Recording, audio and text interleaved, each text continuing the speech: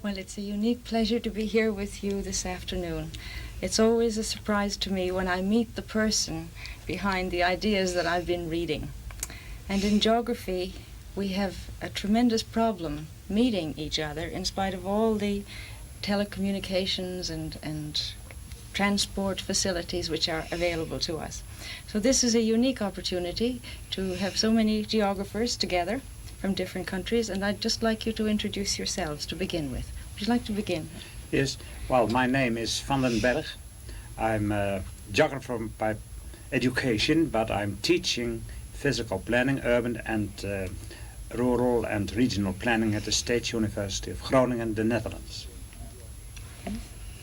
I'm a cultural geographer working in the Department of Geography, University of Oslo, and I have a special responsibility for development studies.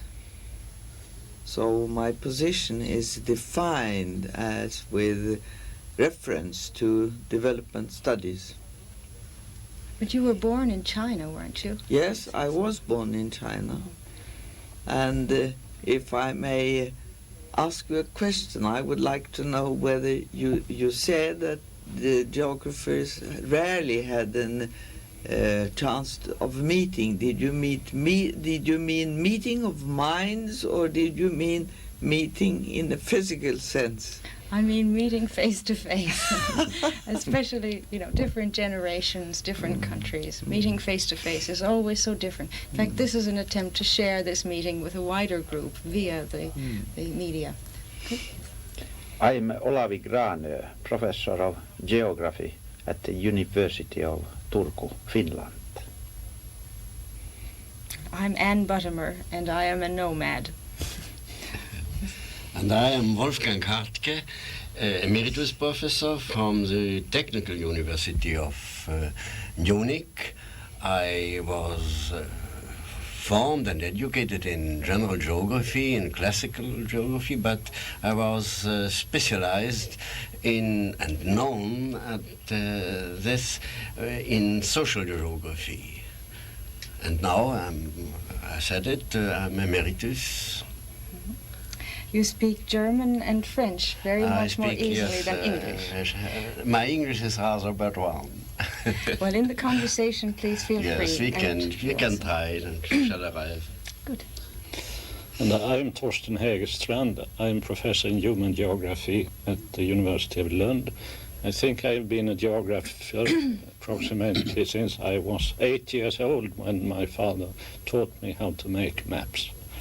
But in recent years I have broadened my interest a little bit and been very much involved in organizing cross-disciplinary work in various problem areas. Well, with all these experts, maybe we could first take the question of what on earth we mean by geography, or what it means to us particularly. That's the thing that the younger generation is most interested in hearing, I think, because today we're threatened on all sides with need to become specialized, need to become relevant, and all that. Now, you've all walked through a space of history that has been extremely interesting, and I'd like to hear your responses to that. What has it meant to you to be a geographer? Why do you continue to be one? Aber ich muss gleich sagen, für mich ist es ein Zufall, dass ich Geograph geworden bin. Aber selbst wenn ich Arzt geworden wäre, dann hätte ich dasselbe wissenschaftliche Interesse gehabt wie als Geograph. Es ist drollig zu sagen, aber zwei unglückliche Lieben, ein Streit mit meinem Vater, Verlassen der Familie waren der Grund, warum ich Sozialgeograph geworden bin und nicht klassischer Geograph. Denn in der Zeit damals war in Berlin das eine ganz klassische Geografie. Die Natur war gegeben und die Region war auch gegeben, der Raum war gegeben, und das war für mich langweilig. Weil ich wollte nicht wissen, was hinter dem Berge ist, sondern ich wollte wissen, welche Menschen hinter dem Berge sind. Aha. Und dann bin ich nach Genf gekommen und habe dort, bin ich verloren gegangen für die klassische Geografie, aber ich habe die Sozialwissenschaften gefunden. My story is a little bit like that, even if I started as a geographer, in a sense, as a child. When I came to the university, I really wanted to study ethnography. But ethnography, or ethnology at the University of Lund at that time, was totally devoted to folklore, tales and folk poems and so on, and that didn't interest me at that time, so I chose the nearest subject, which was geography. At that time, predominantly physical geography, but there was a tiny little strip also, human geography, developing, and it was on that strip I tried to jump on. What years would that have been? That was in 1937, before the war. Mm. Mm-hmm. To me, geography is a vocation. And that's a rather old-fashioned word these days, but to me it has a great meaning. And many people think that my life is somewhat disjointed because I've not been working with geography consistently since I was a young student. But to me, there is a continuous thread running through it which makes it consistent. And if I may explain this, I would like to say that I was, as we already mentioned, I was born in China, and it all began with my father, who was a missionary, telling me about the plight of the Chinese peasants. Mm-hmm. And during the social system then prevailing, and my Chinese friends made me understand why they had to riot around the 1920s and going on strikes and boycotting, that kind of thing, and I sided with them. And I began studying in the University of Oslo, but then I married and spent 14-15 years as a housewife and taking care of my children.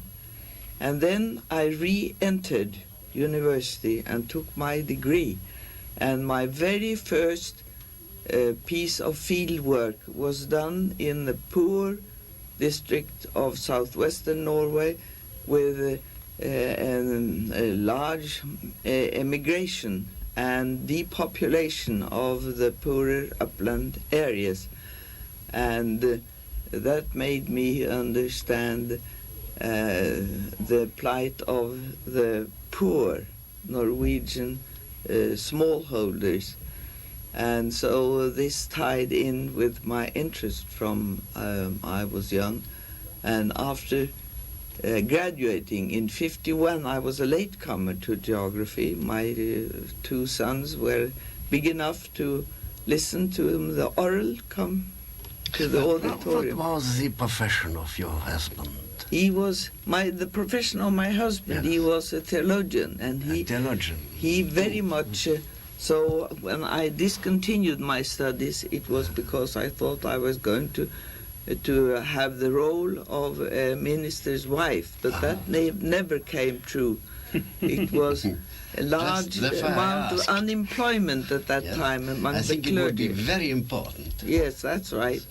And I gave this up on purpose, and but then he never got an incumbency until 1957, and so I was free. I re-entered university, and after that I had the chance of 1 year's study at the China program at Harvard, and that Chinese language and contemporary history, and that gave me the feeling that I'd come back. And since then, I have been working. Come back to what? Come back to my childhood. Or that. And this was in America, in Harvard? This was in America. And later on, I've had the chance of visiting China 4 times, studying the Chinese people's communes, and that has strengthened this feeling of having 2 homes. And in China, they consider me as half Chinese because I was born and brought up in China. Naturally, and yes. Now with the responsibility of building up development studies, it's a quite new field within geography in Oslo. That ties up with my own Chinese studies. So I'm very concerned about immersing myself in the problems of the people living in the third world. And at the same time, it should be a very modern branch in the modern geography, I think so. I think her... My young students now begin to development studies, and it consider it like very modern and very extremely modern, and we see that there's a way in which Aadel's articles are particularly attractive to young people, because she has a way of being able to express the insider's point of view, because she has lived in both environments. It's lovely to hear the story of the return and the coming back, and that's really very interesting. Yes, what about you? Well, I had a difficult start because I didn't know what I should study. When I was 18 years old, I went to I had a choice between universities, 2 universities in my country, at Amsterdam or at Utrecht. And, well, the choice was deliberate. I went to Utrecht, and then I had to make a choice between history or geography. I didn't know what was the most important for me personally. And I visited the 2 professors, and each one told me to choose the other one. You understand? So I had to make the choice myself, and I followed the idea that I could go to both the courses in the first 3 months.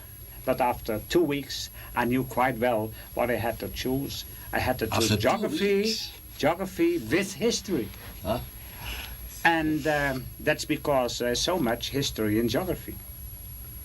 You cannot think over spatial problems, social spatial problems, without looking after social history.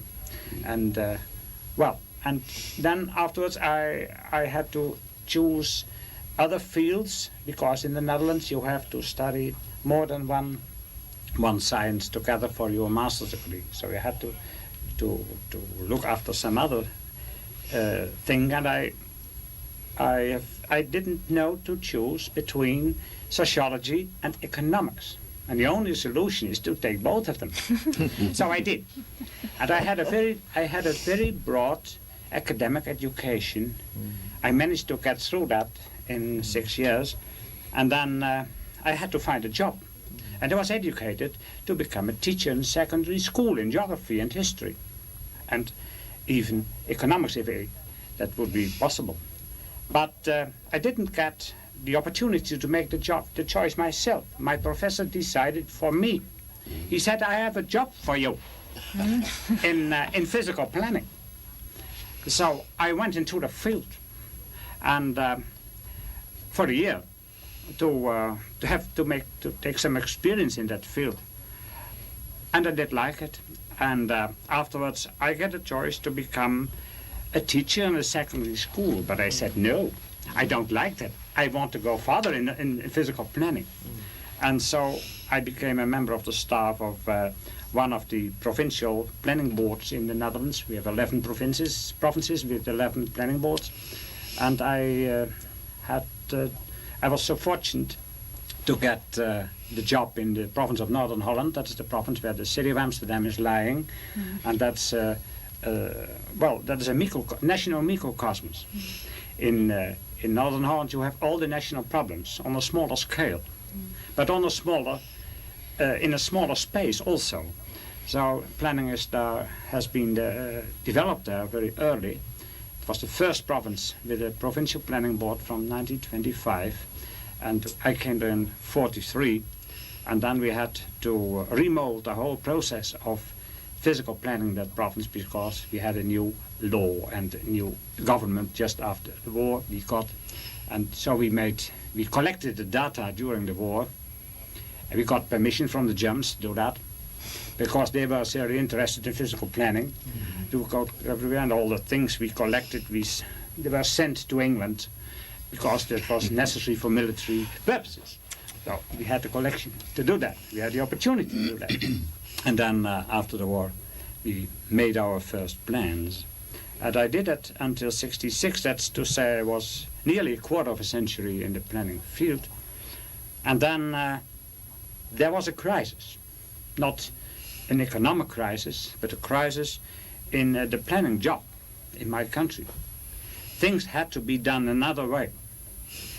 That's to say, the population wanted to participate in the planning process, and the planning authorities didn't want that at the moment. But I was the first in the Netherlands who had some experience with public participation in the planning process in the early 50s. We made a regional plan together with the population from the very beginning. And the results were that the mass of objections against the plan was double the number as any plan before. So they told us public participation is making planning much more difficult. So we should stop with public participation. And that made an end to my career there later on, but it took some years before the decision was taken.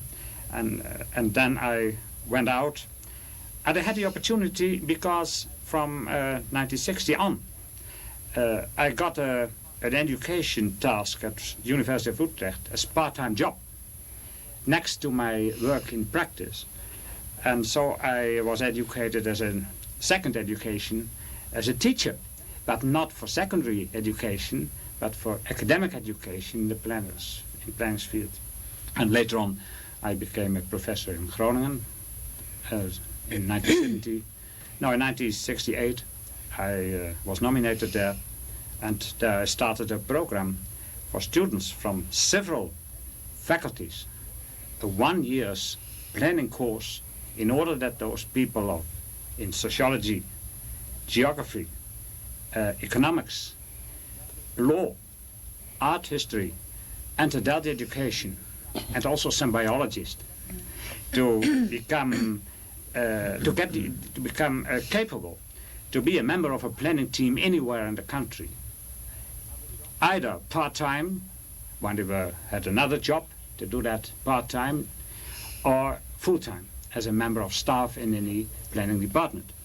And that's what I'm doing here, and the result is at the moment that although there is coming up the danger of unemployment for well-educated planners, the planners who are educated in a main discipline until they have the master's degree in that discipline, but together with a planning course, it's much easier for them to get a job than for the people who are who are educated as a master in planning, because they are so specialized. There are only a few jobs for them. But for the people I'm educating and training, there are many more jobs. And I think that will be in every country. And as far as I can see, the four main problems in planning have a very clear geographical foundation. The four planning fields are urban extension, urban renewal. It's quite another thing. Mm-hmm. And that is regional planning, and that is rural planning, because rural areas, as you know, as a development geographer, are quite different from urban areas, and the problems that should be planned, social problems first of all, are quite different from them. So we have four directions, but I have a small department, small staff, so they cannot do all these subjects. We are concentrating on urban renewal and regional planning. That's to say balanced development between urban and rural areas in the macro regions. Aber wenn Sie erlauben, die Schwierigkeit der nächsten Generation wird jetzt sein, dass die jungen Leute die Erfahrung, die Sie in der Praxis gehabt haben und die Sie empfehlen, nicht mehr haben kann, weil sie eine universitäre Ausbildung machen. Wie machen Sie das? Das machen wir, weil das eine Jahr, dass die jungen Leute zu mir kommen, haben sie ein halbes Jahr Theorie, Methoden unterrichten, Ja. und dann ein halbes Jahr ein Studium in der Praxis zusammen mit einem Planungsamt oder einer Privatgruppe der Bürger, together with the population, in order that public participation in planning is done with the students as assisting people. They are assisting the people to make the plan themselves.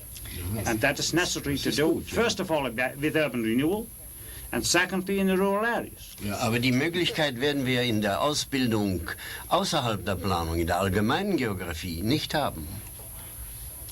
Well, that's not a problem for us, because those students get an education, a full education in geography or sociology or in the other faculty, and then they come to me for a whole year of planning. I am educating them for that purpose, you see, not the Department of Geography.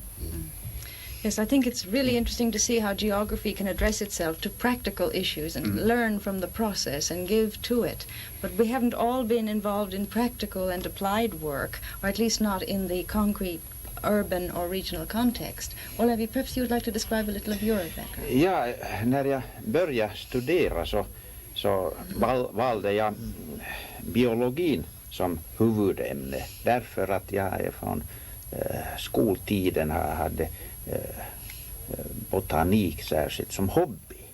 Och det gick så naturligt att man liksom fortsatte sen med botanik och zoologi. Och den tiden också nu i Finland så hör geografi tillsammans med biologin. Och då kom jag också att höra lite geografiföreläsningar och jag började mera och mera intressera mig om såna där helhetssynpunkter som kom mera fram där än inom biologiundervisningen. Den tiden var biologi inte alls sådan som den är nu. Det var inte den ekologiska synsätten framme alls. Och den synsättet som intresserar mig mycket, den kom bara inom geografin. Och i Finland var biogeografin hade en viktig position. Och då gick det naturligt att jag hamnade till geografin via biogeografin. Och bakgrunden var kanske den att min far var geograf, men den var inte direkt orsak. Jag var inte liksom, han framförde mig inte inom geografin, utan det var, han ville att jag skulle själv välja. Och jag valde, men bakom var naturligtvis den att jag visste vad geografi var, kanske mera än vad de andra kamrater visste.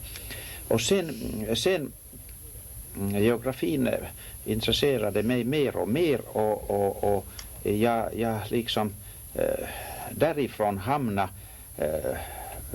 till gränsmarker mellan naturgeografi och kulturgeografi och då började också geografins teori intressera mig och jag började lite studera filosofi och teoretiska frågor och sen råkade jag slumpartat hamna i Research Council-systemet och blev så småningom chairman i finska Research Council och då måste jag liksom balansera mellan olika vetenskapsgrenar och då märkte man att den specialiserade kunskapen den för ingenstans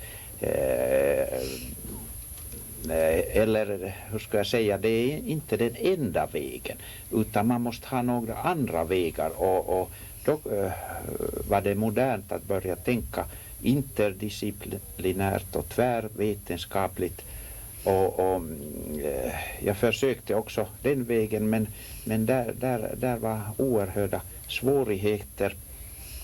Nu när jag har lämnat Research Council-systemet för 3-4 år sedan så ser jag med nya ögon på geografin och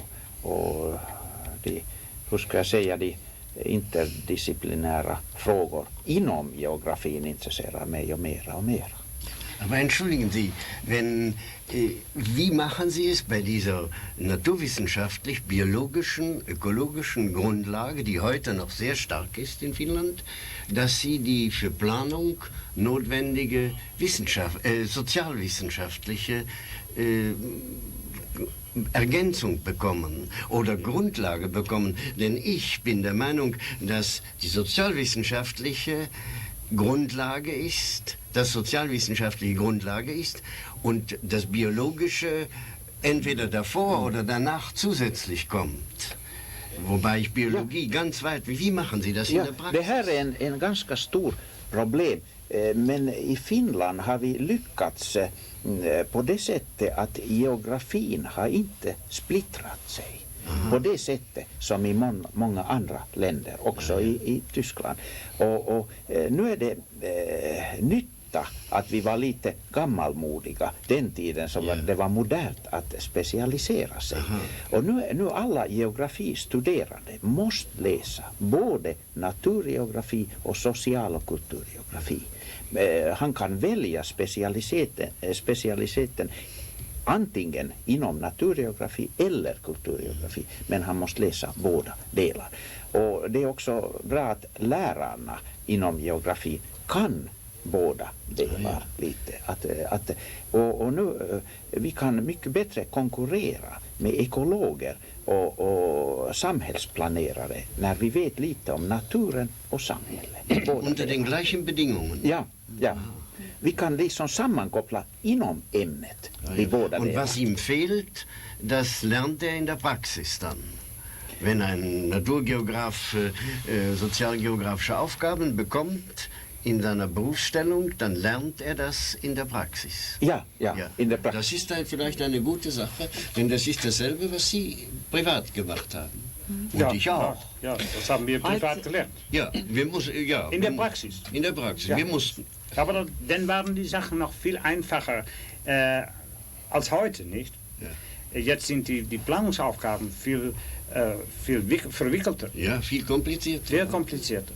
Ja, das ist eben die Sache. I think you are very fortunate in Finland that you have avoided this specialization process, which has been most unfortunate even in my country, where geography students at the elementary level, they are taught both physical geography and cultural geography, but there is a very marked division between the physical geographers and cultural geographers, and we don't really see eye to eye anymore. As I said previously, I had 2 periods of studying geography before I married, and then when I re-entered university in 1950. And during my first period, what attracted me especially with geography was that a central theme at that time was interaction between man and the natural environment. And I was fortunate enough to have a professor under whom I studied at that time, who in his person as a researcher and a teacher, he joined the two, or he mastered both fields to some extent. Now, I have been very, or rather pleased to find that this central theme, which has receded for a long time because of the interest in computerizing geography and in spatial structures and that kind of thing, geometrical.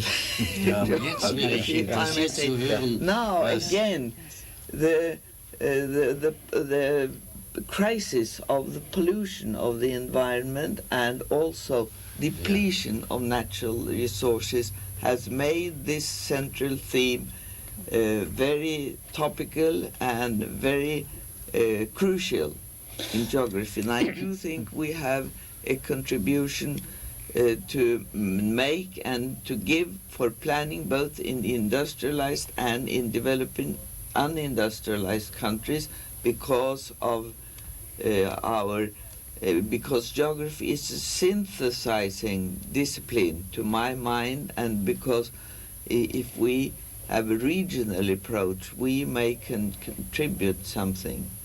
May I perhaps, before Olavi answers here, tell a little bit about the story of what happened in Sweden when geography became divided. It was actually not predominantly an academic question, it was a school question.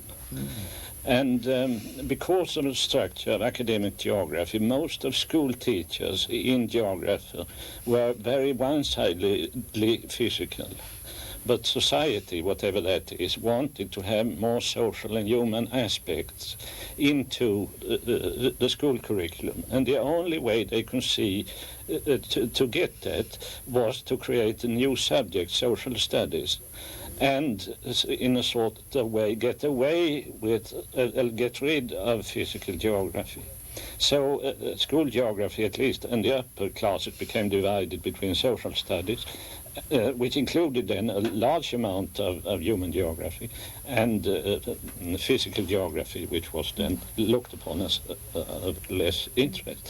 And the university had more or less to follow, because the predominant occupation was to train teachers, and everything became divided, money for research and allocation of money to different kinds of studies inside the university and so on. So very much of the development you can see in Sweden is not really an internal not wholly in any case an internal fragmentation.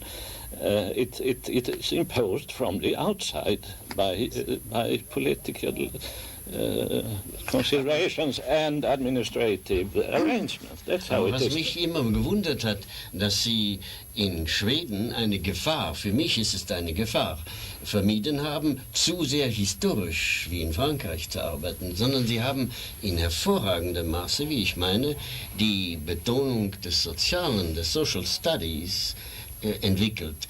Auf der Sekundärschule, aber vor allem in der Universität. Yeah, and that depends on the fact that we needed simply a new labor market for our students when the school reform came, and began to develop the application of geography to planning, and then it was an obvious thing, of course, to predominantly deal with modern and perhaps also future-oriented issues. Da ist eine Parallele zu den Niederlanden, aber nicht zu Deutschland. No.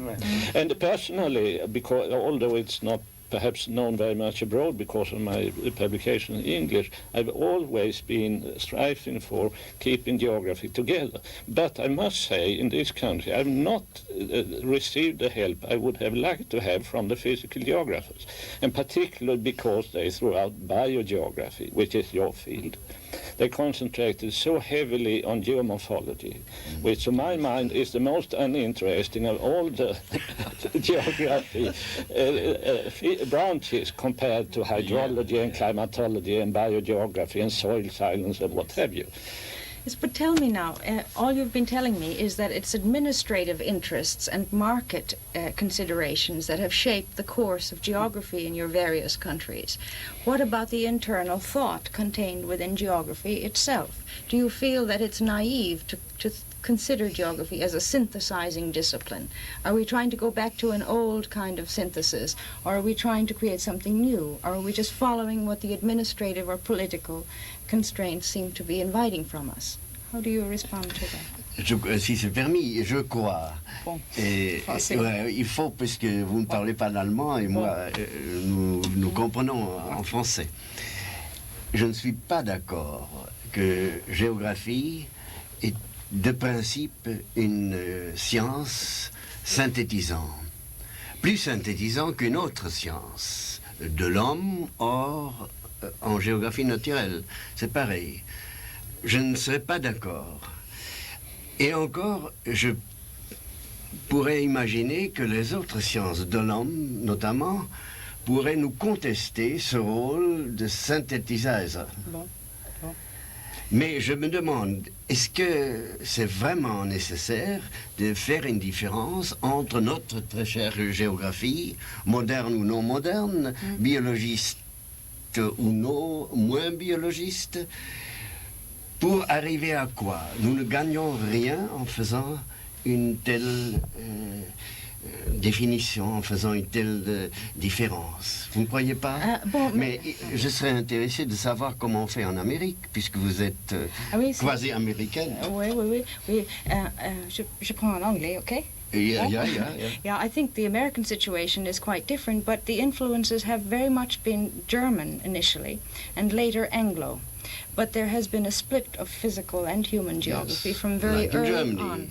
Very few people that can carry both, and the specialization has perhaps been taken further. But in again, the influences are administrative. What does the university define as being geography? And how many positions are available? So, but there is a return to physical geography now, I think, and a search for some way in which, from the physical point of view, one can consider the human impact more. But you keep saying geography as a science. Do you feel that geography should obey the same criteria of logic and procedure that science, as we know it, follows? Natural science. Natural science, yes, and the other... Make social, I think we could make, vous permettez, je pense que nous pouvons faire une géographie sociale sur des principes naturalistes, de sciences naturelles, dans une large envergure, je crois. Mais par exemple, une chose est claire, la fameuse géomorphologie aux États-Unis, c'est de la géologie. C'est pas, oui, en général, c'est quand même de la géologie, et même en Hollande, ce sera pareil, je pense. I don't understand how you can deny that at least there is a synthesizing element in geography, at least in regional geography, as I said. Weil ich fürchte, dass man uns dann nicht mehr erlauben wird, zu analysieren. Und vielleicht, weil ich fürchte, dass wir einen Anspruch erheben, den wir nicht erfüllen können. I think there is another aspect of this problem you shouldn't forget. That is that society has two different principles for social integration. Ja, the first and most well-known principle is the principle of functional organization. Let us say economic interest or social interest or cultural interest like that. Do you agree with this? Yes, but the I second do agree principle with that. that's very important for us as geographers, without leaving out of our interest the functional principle of social integration, there's the territorial principle of social integration. I think that's a better entrance to think over the task of geography as a science. The territorial principle of social integration is a subject that is not studied by any other science. And I think it's very important that geography should be a science of its own kind, as a matter of fact, but with a very strong analytical part. But as a matter of fact, as a result of the analysis, you should be able to give a sketch how the territorial principle is working on society. And that's to say, there's a kind of area, a natural area with natural qualities. Also the geomorphical qualities are very important. High and low, and the system of drainage by rivers and canals and polders and things like that is a very important problem. That's also a practical problem, because that's the problem of civil engineering. And in planning, that's a very important portfolio. The civil engineer is one of the most important people in the planning field. So what a geographer, and especially a physical geography, can bring in, that's to have a view on the territorial area where society is looking for a concretization of the territorial principle of social integration, because this had to be done on the base of natural resources, but not of natural resources alone. The other aspect are the human resources, economic resources, social resources, but most of all, cultural resources, as for instance, in the developing countries, is the most important subject. Yes. And I think in development countries, geography can do very good work. But we need the assistance of the social anthropologists and the cultural anthropologists, the ethnologists. If they don't work together and if they don't want to cooperate, we cannot plan in the development areas. Yes, I think there's no conflict about the need to look at things in terms of their local connectivity within bounded regions. Yes. But whether a scientific frame of reference is the most appropriate one or not is the question that many young people have. Because the scientific perspective enables us to understand the functional organization of things primarily. But the spatial juxtaposition and co-occurrence of phenomena within one place, it seems to me that the debate about whether you can be scientific about that was never quite resolved. It resulted in just rhetoric, but no really logical conclusion to the question. Now, what I'm asking is, can we dare to say we are partially scientific, we are partially non-scientific, but we're concerned about territories? I think you are very much influenced by this division in the Anglo-Saxon world between science and other scholarly fields in the European continent and in Scandinavia. This is hardly quite understandable. We talk about Wissenschaft or vetenskap, and we don't have this kind of dichotomy. Jag tycker att när man tänker vad samhället liksom fordrar av forskningen eller från universitetet eller de institutioner som nu skolar unga, så är det två typer av personer som nu samhället fordrar. För det första specialister och för det andra sådana personer som känner lite om natur och kultur samtidigt. Det fordras mera och mera sådana personer. Och när man tänker det ämne som kan skola sådana personer, så är det utan tvivel geografin det enda som innehåller inom ramen av samma ämne både natur och kultur.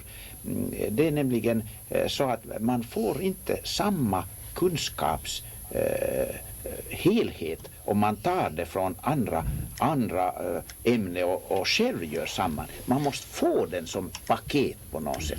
But what you are saying or indicating is that, for example, physical geography is not really a physical science, it is an anthropophysical science, or should be, in order to be useful. Ja, det där, vi behöver specialister och de kan kalla sig fysiska geografer, naturgeografer, men vi behöver också annan typ av naturgeografer som ser naturen som antropocentrisk helhet, människans miljö. Det måste ju man veta någonting om människans miljö när man planerar den helheten som omgiver människan. Man måste veta någonting om naturen. Och geografin kan ge bättre helhetsblick en agglomeration av biologisk, geologisk, geofysikalisk kunskap och limnologisk. Den ger en sådan sammanfattning av naturen, den som omgiver människan. Och naturen är inte homogen yta. Man måste veta hur den naturligt differentierar. To me, the ecological aspect of the natural environment is the more important one, and particularly that applies to developing countries. Not only the ecological aspect of the natural resources, the natural environment in the sense of objective knowledge of ecology, but also in the sense of the perception of the environment that the people in these areas have. And they are more conscious of the ecological aspects than of other aspects, and that's it's a happy coincidence. It's no. Yeah. Well, you see, how would you respond to the critique that, in fact, in geography, as we've known it from the German, French, and Anglo-American traditions, is very much a product of the Western experience, and the kind of wholeness or synthesis that seems to make sense is, in fact, a very biased and culturally relative view of nature. So I want to go back to the difference between science and verstehen, wissen and verstehen. You talk about planning and helping the poor and trying to get things together. If it's premised on but one culture's or one relatively small period of history's definition of wholeness, aren't we imposing a new kind of imperialism on the world with our geographic kind of synthesis? I try to give an answer with the key word that to me it's a deep concern to try and immerse myself in the problems, and with that I imply the problems as in the regional aspect as a wholeness within the view of the wholeness of a region, both as far as natural resources go and as people and people's abilities as part of the resources. Okay, but Professor Berg tries to do the same in your planning context. But in addition to what you told, I would like to say that in my view, the concept of environment has three dimensions. It is natural environment, it's the built-up environment, and it's the social-cultural environment. And you cannot do anything in one of those dimensions of environment without seeing some results, some damage most times, in the other aspects, in the other dimensions. Right. So what in the development countries and in development geography is quite simple, that environment has to be conceived as a whole concept of those three dimensions. That's not as simple in the Western world, but we have to go back. And as you said, that the periods of scientific approaches are changing now. We have a new period. I would like to say, to underline that the periods will become shorter and shorter. So the result is that we can no longer periodize the future of science. Good. We have 4 minutes left. If you'd like to say one key phrase for the world, please feel free to conclude with your key remark. You mentioned the word imperialism. I'd like to say that I hate the glib, self-deprecatory tendency to look at development as an underdevelopment, as an ongoing process, as a result of imperialism, colonialism, and neo-colonialism and whatnot, because it does not make us fit for trying to at least some ad hoc attempts at solution. Good. Well, we watch siding with the bosses, the people in the underdeveloped country. Jag skulle säga att geografin är också en viktigt ämne inom löningsprocess. Det är ju, och där, om geografin har betydelse i den processen, så måste vara en helhetsgeografi. Annars har det inte eget betydelse. Bra. Ja, ich habe eigentlich wenig zu sagen. Ich hätte 2 Punkte, aber dafür reicht die Zeit nicht. Ist wirklich das räumliche Prinzip ein Prinzip, das dem Menschen gegenübersteht? Nein. Nein, dann sind wir d'accord. Und dann ein zweiter Punkt, das ist die Frage, wir müssen uns in Geografie mehr, das sprechen Sie an, mit dem Problem der Macht im Raum und der Verfügbarkeit, eventuell der Gewalt beschäftigen. Yeah, absolutely.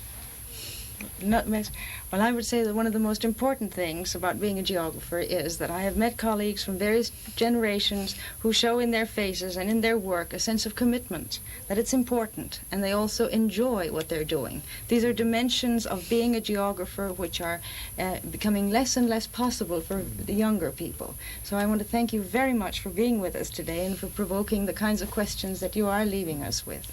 Okay, thank you very much. Yeah.